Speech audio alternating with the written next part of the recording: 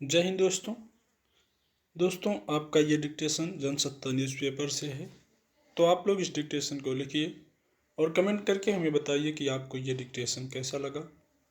और अगर आपको डिक्टेशन अच्छा लगे तो वीडियो को लाइक कर दीजिएगा, अपने दोस्तों को शेयर कर दीजिए।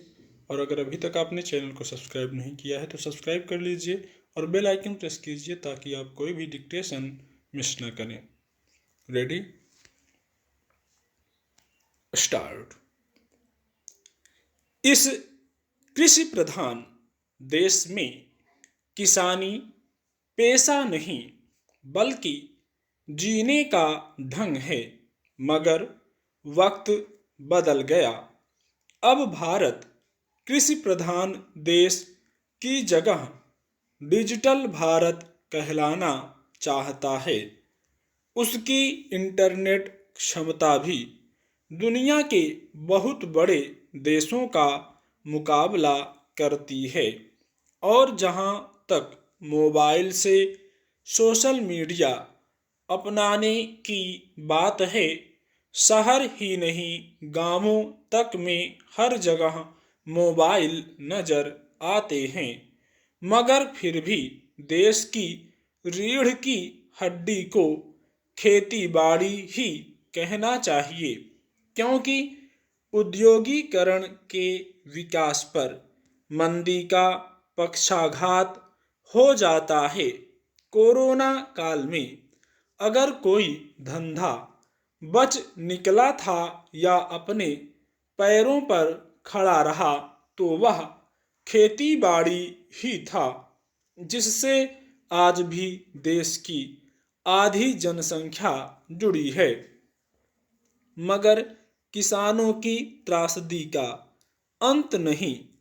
विकसित देशों की तरह यहाँ खेती बाड़ी के बाद फसलों को लघु, कुटीर और मध्यम उद्योगों की सहायता से तैयार माल बनाकर बेचा नहीं जाता।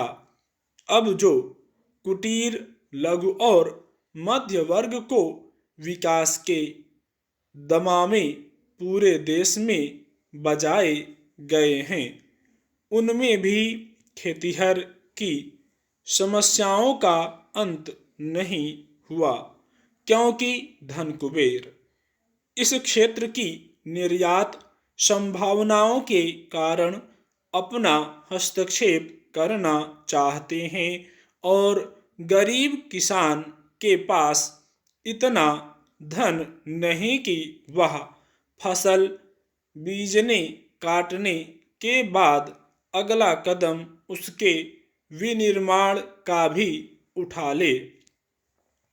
इतनी सदियों के खेती बाड़ी के धंधे को जीवन धन की तरह अपनाने के बावजूद आज भी देश की खेती बाड़ी का ढांचा चरमराता नजर आता है।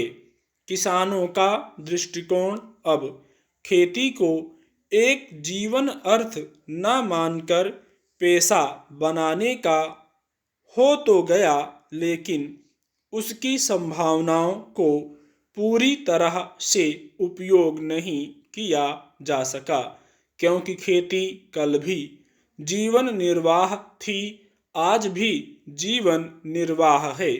वही फसल चक्र आज भी किसान के पल्ले पड़ा है, यानी गेहूं के बाद धान और धान के बाद गेहूं।